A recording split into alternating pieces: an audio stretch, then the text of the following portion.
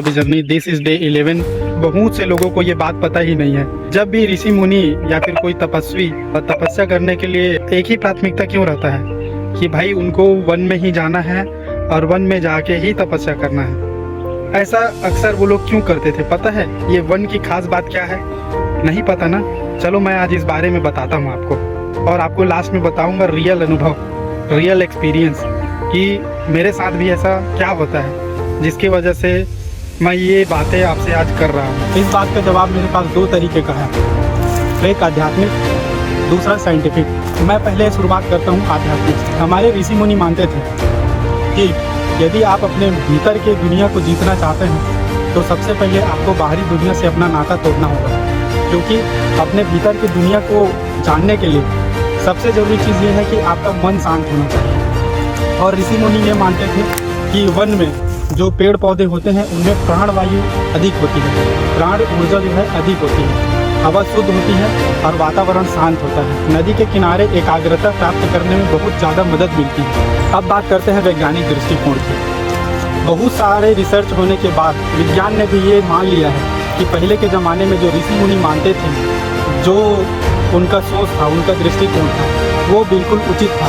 मतलब ये है कि पहले भी ऋषि मुनि अपना वैज्ञानिक दृष्टिकोण रखते थे जो कि आध्यात्मिक से जुड़ा हुआ होता था। मैं जब भी स्ट्रेस या तनाव फील करता हूँ तो इन जंगलों में आ जाता हूँ। यहाँ आने से मुझे एकाग्रता मिलती है, मन की शांति मिलती है और यहाँ से जाने के बाद मुझे भरपूर ऊर्जा मिलता है दोबारा उस काम को करने में। प्रकृति में बहुत शक्ति है, इसका जीता जागता उदाहरण मैं अभी आपको दिखाता हूँ।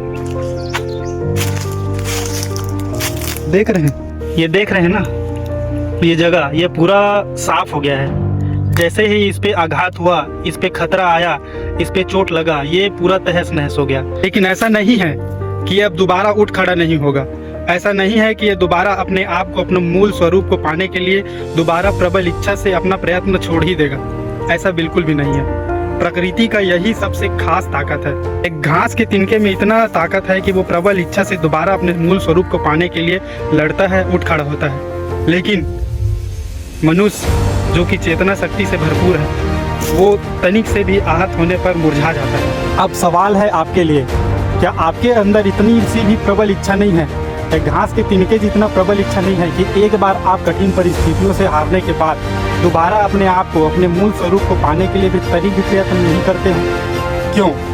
ऐसा क्या समस्या आन पड़ा है? इस सवाल का जवाब आप कमेंट में बताएं। मैंने अभी तक जितने भी वीडियो बनाए हैं उसमें हर बार हारा हूँ, हर दिन हारा हूँ, लेकिन कभी भी थक के बैठा नहीं हूँ। हर बार प्रयत्न करूँगा अपने उस मुकाम तक पाने के लिए, उस मुकाम को हासिल करने के लिए जहाँ तक मेरी पहुँचने की हिम्मत है, जहाँ तक सोच है, जहाँ तक मैं पहुँच जाऊँ, वहाँ तक पहुँचने तक मैं थक के नहीं बैठूँगा। और ये मैं ठान लिया हूँ और वो करके रहूँगा। और यदि भी आपको भी समस्या आन पड़ा है कि कुछ कर नहीं पा रहे हैं, सोच बढ़ जा रहा है, दिक्कत आ रहा है, तो आप भी एक बार कहीं घूम के आइए, जंगलों में जाइए, नए नए चीज़ों को सीखिए और आपको यकीन होगा कि आप बहुत कुछ कर सकते हैं। आपके भीतर वो समाहित है। बस फ़र्क ये है कि आपको एक्शन लेना है। कतरा कतरा जोड़कर खुद को बना दो अपने मंजिल को पाने में, क्योंकि आज तक किसी भी इंसान को मंजिल सिर्फ मांगने से नहीं मिली है। सिकंदर को भी 7 समुंदर पार का नाम बनाने आना पड़ा था। तो दोस्तों, आप किस खेत की मूली हैं, तो ये बात याद रखिए हमेशा और प्रयत्न कीजिए। और मिलते हैं नेक्स्ट वीडियो में दोस्तों। Signing off TRB journey day 11।